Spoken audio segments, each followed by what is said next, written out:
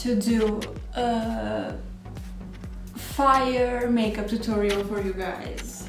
I think, I think it is a fire makeup tutorial for you guys, and I really hope you guys like it. Of course, I'm going to use the James Charles palette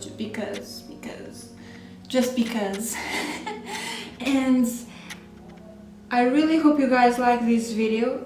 It's a really simple video. I'm planning on doing different videos for you guys, and I'm asking you guys on Instagram what kind of videos you like the most and what kind of videos you prefer I do here or Instagram. So if you don't follow me yet on Instagram, follow me there. I will let everything down below on the description box, and follow me on Instagram, follow me on my blog as well.